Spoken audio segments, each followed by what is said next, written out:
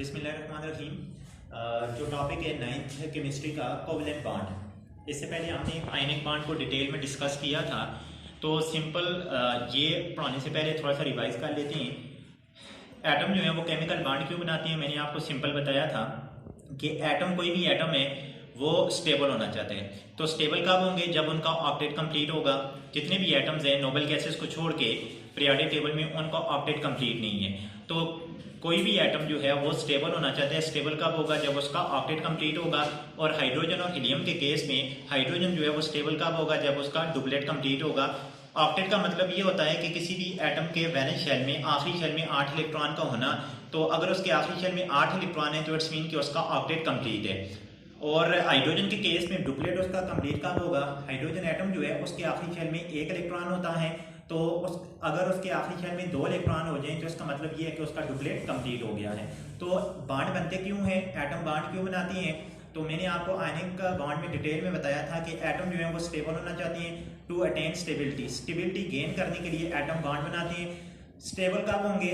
Atom के valence shell के अंदर जब 8 इलेक्ट्रॉन्स हो जाएंगे। हाइड्रोजन के केस में जब उसके आखिरी शेल में 2 इलेक्ट्रॉन्स हो जाएंगे तो वो क्या हो जाएगा? स्टेबल हो जाएगा। या हम इसको इस तरह से भी कह सकते हैं कि एटम जो है बॉन्ड स्टेबिलिटी के लिए बनाते हैं। स्टेबल कब होंगे? जब उनकी जो इलेक्ट्रॉनिक कॉन्फ़िगरेशन है वो नोबल गैसेस की तरह हो जाए।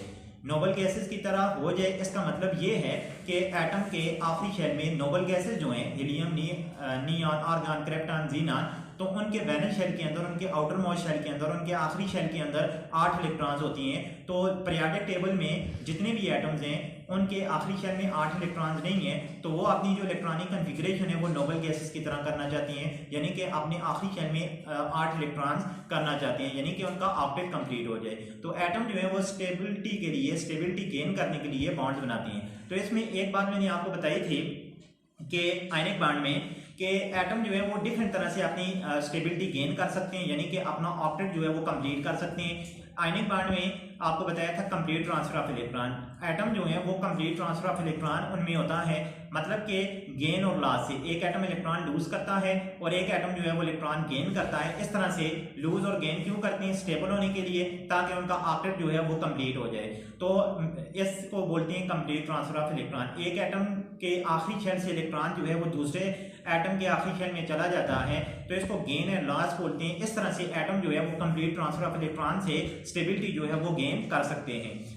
दूसरा जो मेथड है कि एटम जो है वो ऑक्टेट कंप्लीट कर सकते हैं, या हाइड्रोजन के केस में वो अपना डुप्लेट कंप्लीट कर सकते हैं। तो वो है, उसमें लॉस और गेन नहीं होता। वो आपस में शेयरिंग करके, इलेक्ट्रॉन की म्यूचुअल शेयरिंग करके वो अपना जो ऑक्टेट है यानी स्टेबल हो सकते हैं। अपना ऑक्टेट या हाइड्रोजन के केस में डुप्लेट जो है वो कंप्लीट कर सकते हैं। तो आज जो हमारा टॉपिक है वो है जी कोवेलेंट बॉन्ड।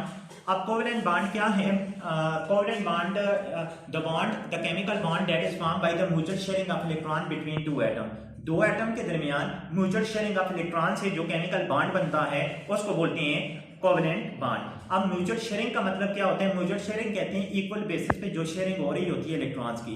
फॉर एग्जांपल, अगर एक एटम अपना 1 इलेक्ट्रॉन शेयर कर रहा है, दूसरा एटम भी अपना 1 इलेक्ट्रॉन शेयर कर रहा है, तो इसको बोलते हैं म्यूचुअल शेयरिंग। अगर एक 2 इलेक्ट्रॉन शेयर कर रहा है तो साथ वाला भी अपने 2 इलेक्ट्रॉन शेयर कर रहा है, इसको बोलते हैं म्यूचुअल शेयरिंग। यानी कि इक्वल बेसिस पे एटम्स के दरमियान जो शेयरिंग ऑफ इलेक्ट्रॉन्स होती है उसको बोलते हैं म्यूचुअल शेयरिंग। अब म्यूचुअल शेयरिंग ऑफ इलेक्ट्रॉन से दो एटम के दरमियान म्यूचुअल शेयरिंग ऑफ इलेक्ट्रॉन से जो बॉन्ड बनता है उसको बोलते हैं covalent bond. The bond that is formed by the mutual sharing of electron between two atoms is called covalent bond. एक तो आयनिक बॉन्ड से, जैसा आयनिक बॉन्ड में मैंने आपको बताया था कि एटम जो है उसमें वो स्टेबल इलेक्ट्रॉनिक कॉन्फ़िगरेशन करते हैं। स्टेबल इलेक्ट्रॉनिक कॉन्फ़िगरेशन का क्या मतलब होता है कि उनके आखिरी शेल में कितने इलेक्ट्रॉन्स हो जाएं? 8 इलेक्ट्रॉन्स हो जाएं। और हाइड्रोजन के केस में हाइड्रोजन के आखिरी शेल में 2 इलेक्ट्रॉन कंप्लीट हो जाएं, यानी कि 2 इलेक्ट्रॉन्स हो जाएं, उसका डुप्लेट कंप्लीट हो जाए, इसको बोलते हैं स्टेबल इलेक्ट्रॉनिक कॉन्फ़िगरेशन। अब वहां पे तो एक एटम इलेक्ट्रॉन लॉस कर रहा होता है और एक एटम इलेक्ट्रॉन गेन कर रहा होता है। लेकिन कोवेलेंट बॉन्ड के केस में क्या होता है? म्यूचुअल शेयरिंग होती है। इसमें लॉस एंड गेन का मामला नहीं होता। इसमें जस्ट एक एटम अपने इलेक्ट्रॉन दूसरे एटम के साथ इक्वल बेसिस पे शेयरिंग कर रहा होता है। इसको बोलते हैं म्यूचुअल शेयरिंग। सबको क्लियर हो गया म्यूचुअल शेयरिंग का? म्यूचुअल शेयरिंग किसको कहते हैं? इक्वल बेसिस पे जो शेयरिंग हो रही होती है कि एक एटम जितने इलेक्ट्रॉन शेयर करता है दूसरा एटम भी अपने उतने ही इलेक्ट्रॉन आपस में शेयर करता है, इसको बोलते हैं mutual sharing. The bond that is formed by the mutual sharing of electron between two atoms, दो एटम के दरमियान म्यूचुअल शेयरिंग ऑफ इलेक्ट्रॉन से जो बॉन्ड बनता है उसको बोलते हैं कोवेलेंट बॉन्ड। अब कोवेलेंट बॉन्ड का जो कंसेप्ट दिया था ये जी.एन. लिविस ने दिया था, एक सेंटेंस था उसका नाम था जी.एन. लिविस। जी.एन. लिविस ने ये कॉन्सेप्ट दिया था। According to GN. लिविस उसने कहा था कि एटम जो है वो stable electronic configuration, stable electronic configuration किसकी होती है? नोबल गैसेस की होती है। स्टेबल इलेक्ट्रॉनिक कन्फिग्रेशन का मतलब क्या होता है कि आखिरी शेल में कितने इलेक्ट्रॉन्स का हो जाना? 8 इलेक्ट्रॉन्स का हो जाना। तो नोबल गैसेस जो है पीरियोडिक टेबल में जो 8वां ग्रुप होता है उनके आखिरी शेल में 8 इलेक्ट्रॉन्स होते हैं। तो एटम जो है वो अपनी इलेक्ट्रॉनिक कन्फिग्रेशन जो है वो नोबल गैसेस की तरह कर सकते हैं। किस तरह से कर सकते हैं? By mutual sharing of electron, यानी कि आपस में इलेक्ट्रॉन शेयर करके भी वो अपनी जो इलेक्ट्रॉनिक कन्फिग्रेशन है वो नोबल गैसेस की तरह स्टेबल इलेक्ट्रॉनिक कन्फिग्रेशन जो है वो अटेन कर सकते हैं। तो GN. Lewis proposed that atoms can attain stable electronic configuration of noble gases by sharing of electron between them, यानी कि एटम जो है वो जस्ट आपस में शेयरिंग करके भी इलेक्ट्रॉन्स की आपस में शेयरिंग करके भी वो स्टेबल इलेक्ट्रॉनिक कन्फिग्रेशन जो है वो अटेन कर सकते हैं, गेन कर सकते हैं simply by sharing of electron से भी। तो कोवेलेंट बॉन्ड का जो कांसेप्ट है वो इनिशियली जो है वो दिया था जी.एन. लिविस ने। अब शेयर्ड पेयर ऑफ इलेक्ट्रॉन, दो एटम के दरमियान जो शेयर्ड पेयर ऑफ इलेक्ट्रॉन है उसको एक लाइन से रिप्रेजेंट किया जाता है, एक डैश से रिप्रेजेंट किया जाता है। किसी भी मॉलिक्यूल के अंदर जो कोवेलेंट बॉन्ड होते हैं उनको आप सिंपली दो एटम के दरमियान लाइन या डैश से रिप्रेजेंट कर सकते हैं। आगे मैं आपको एग्जांपल से बताऊंगा। Shared pair of electron is represented by a dash between atoms. तो शेयर्ड पेयर ऑफ इलेक्ट्रॉन को आप दो एटम के दरमियान सिंपली एक लाइन से या डैश से जो है वो रिप्रेजेंट कर सकते हैं। अब फॉर एग्जांपल आपके पास ही Cl2 है, Cl2। अब Cl2 के केस में दो क्लोरीन एटम आपस में जुड़े हुए हैं, एक बॉन्ड के जरिए जुड़े हुए हैं, उस बॉन्ड का नाम है कोवेलेंट बॉन्ड। तो इस कोवेलेंट बॉन्ड को मैं कैसे रिप्रेजेंट कर रहा हूं? शेयर्ड पेयर ऑफ, ये एक लाइन से रिप्रेजेंट कर रहा हूं। ये जो एक लाइन है ये एक शेयर्ड पेयर ऑफ इलेक्ट्रॉन को शो कर रही है। मतलब क्या है? इस लाइन का मतलब ये है दो इलेक्ट्रॉन। इस लाइन का क्या मतलब होता है? दो इलेक्ट्रॉन, एक इसका है और एक साथ वाली क्लोरीन का है। तो ये शेयर्ड पेयर ऑफ इलेक्ट्रॉन है, एक शेयर्ड पेयर ऑफ इलेक्ट्रॉन है। तो शेयर्ड पेयर ऑफ इलेक्ट्रॉन को एक लाइन से रिप्रेजेंट किया जाता है। मतलब कि कोवेलेंट बॉन्ड को दो एटम्स के दरमियान आप सिंपली एक लाइन से या एक डैश से जो है वो रिप्रेजेंट कर सकते हैं। इसी तरह अगर हम बात करते हैं फॉर एग्जांपल H2O की, अब वाटर जो है, वाटर के अंदर भी कोवेलेंट बॉन्ड होता है। अब ऑक्सीजन के साथ दो हाइड्रोजन एटम जुड़े हुए हैं, अब जुड़े हुए हैं तो इसमें ये कोवेलेंट बॉन्ड होता है। अब ये देखें, ये जो है ये एक शेयर्ड पेयर ऑफ इलेक्ट्रॉन, ये लाइन का मतलब है कोवेलेंट बॉन्ड और लाइन का मतलब होता है शेयर्ड पेयर ऑफ इलेक्ट्रॉन। ये एक्चुअली कितने इलेक्ट्रॉन है? दो इलेक्ट्रॉन है। पेयर कितना है? एक। दो एटम के दरमियान जो है ये एक शेयर्ड पेयर ऑफ इलेक्ट्रॉन है, इस तरह ये एक शेयर्ड पेयर ऑफ इलेक्ट्रॉन है। तो कोवेलेंट बॉन्ड को आप सिंपली एक लाइन से एक डैश से जो है वो रिप्रेजेंट करते हैं।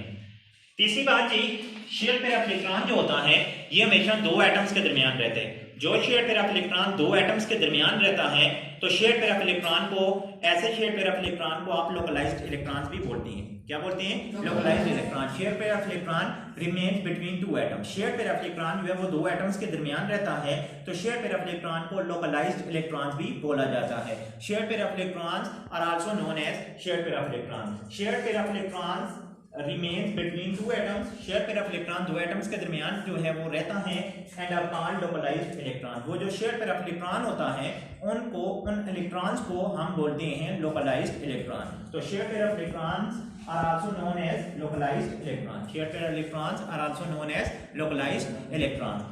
यहां तक मैंने आपको क्या बताया कि कोवेलेंट बॉन्ड जो है वो किससे बनते हैं? म्यूचुअल शेयरिंग ऑफ इलेक्ट्रॉन से बनते हैं। म्यूचुअल शेयरिंग किसको बोलते हैं? इक्वल बेसिस पे जो शेयरिंग हो रही होती है इलेक्ट्रॉन्स की उसको बोलते हैं म्यूचुअल शेयरिंग।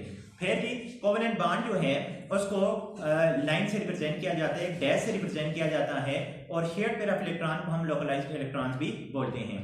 तीसरी बात जो आपने इंपॉर्टेंट वो याद रखनी है कि जो कोवेलेंट बॉन्ड है हमेशा ये दो नॉन मेटल्स के दरमियान बनते हैं। कोवेलेंट बॉन्ड हमेशा दो नॉन मेटल्स के दरमियान बनते हैं। दो नॉन मेटल्स एटम जो होती हैं वो आपस में जिस बॉन्ड के जरिए जुड़े होते हैं उस बॉन्ड को बोलते हैं कोवेलेंट बॉन्ड। क्या बोलते हैं? Covalent bond. तो कोवेलेंट बॉन्ड हमेशा दो नॉन मेटल्स के दरमियान जो है वो बनता है।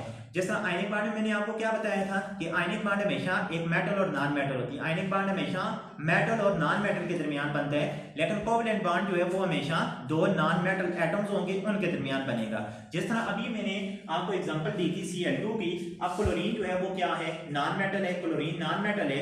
इसी तरह से देखें वाटर के केस में हाइड्रोजन भी नॉन मेटल है, ऑक्सीजन भी क्या है, नॉन मेटल है।